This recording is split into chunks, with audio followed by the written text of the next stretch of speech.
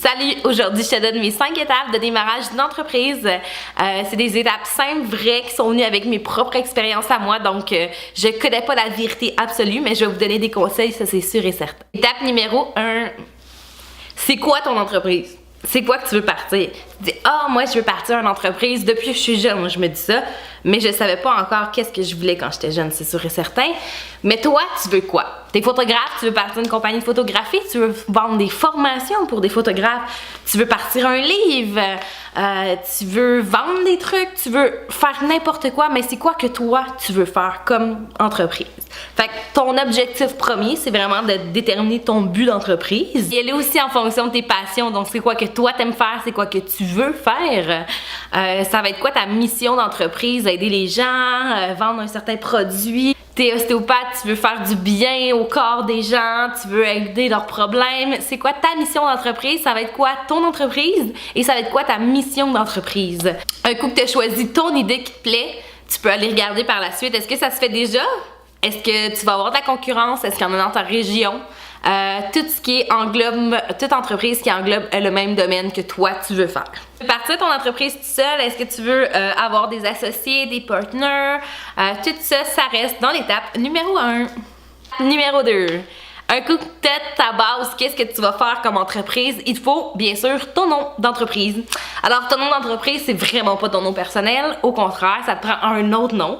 Essaye d'être créatif, d'aller dans l'originalité. Tu peux t'inspirer des gens qui font la même chose, mais vas-y avec ton inspiration, vas-y avec ta propre marque, là, ce qui vient te chercher pour te différencier des autres aussi, pour venir chercher quelque chose de différent, hein? C'est du marketing.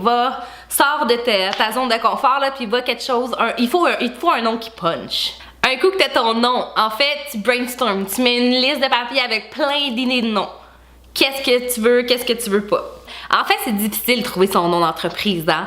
Je te conseille encore une fois le brainstorm. T'écris tout sur papier, t'écris tous les noms que tu veux qui te trouvent intéressants et tu les rayes après ça pour n'en garder que quelques-uns pour refaire le même principe, redescendre la liste jusqu'à ton ou tes derniers, là, tes coups de cœur. Vraiment, ton nom d'entreprise, ça va quand même refléter c'est quoi tes services ou tes produits. Ça doit refléter quelque chose que tu veux à partager, comme si tu es une entreprise qui va être écologique, à essayer de l'afficher quelque chose de vert dans ton nom, quelque chose de différent. Viens avec le nom de domaine. Très important. Pourquoi? J'ai déjà fait auparavant de l'erreur de prendre une entreprise, le nom d'entreprise, choisir le tout et ne pas avoir accès au nom de domaine. Tu veux pas ça. Internet, c'est super important où ce qu'on en est à notre ère en 2018, surtout pour les entrepreneurs, pour les entreprises. Donc, ce que tu veux, c'est vraiment avoir un site web à toi. Du moins, tu as besoin d'avoir un nom de domaine accessible, que ce soit le .com, le .ca. Moi, personnellement, je conseille d'aller en chercher un qui est accessible tout court, de prendre le .com, le .ca, peut-être même le .net. Va pas toutes les chercher, ça sert tant qu'à moi pas à rien, malgré que c'est pas très cher.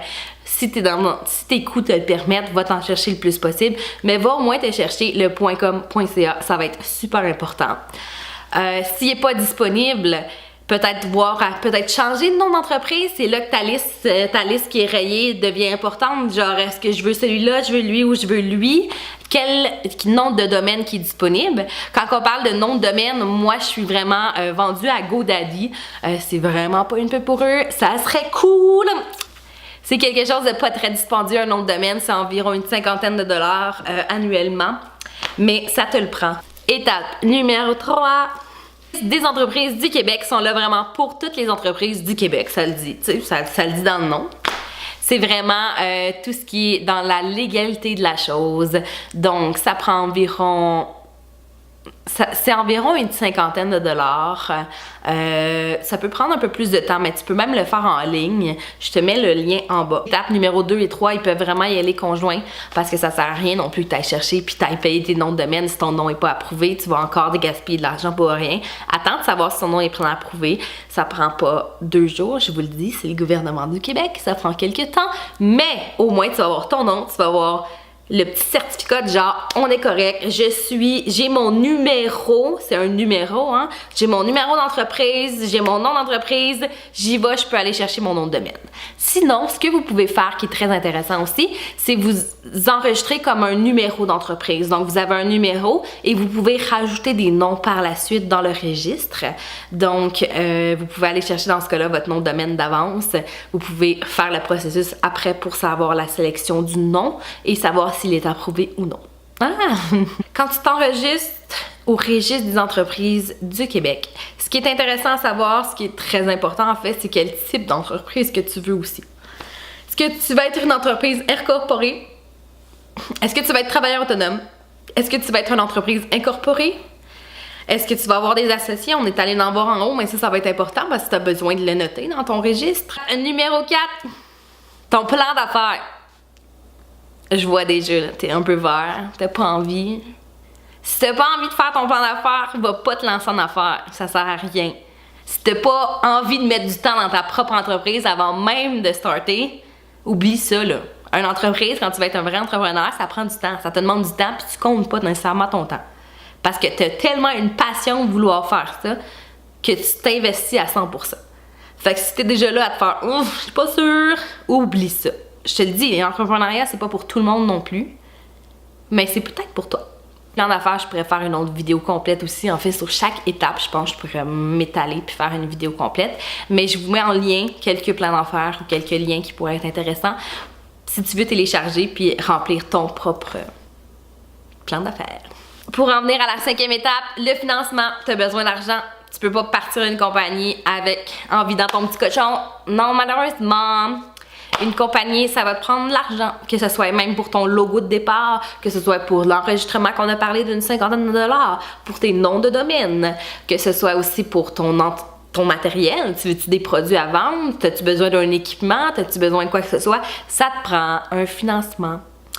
Je te conseille, si c'est pas fait, de commencer à économiser avant même de partir ton entreprise pour que tu aies au moins un minimum d'argent de côté. Je te dirai pas de montant. Il y a des entreprises, ça peut prendre 100 000 et des entreprises, ça peut prendre 5 000 partir. Financement, tu peux aller chercher dans tes propres poches. Tu peux aller chercher de la banque ou du Love Money. Le Love Money, c'est vraiment l'argent de tes pairs. Donc, tu peux emprunter à tes parents, emprunter à ton conjoint, emprunter à qui peut. Ou qui veut bien te prêter si tu veux.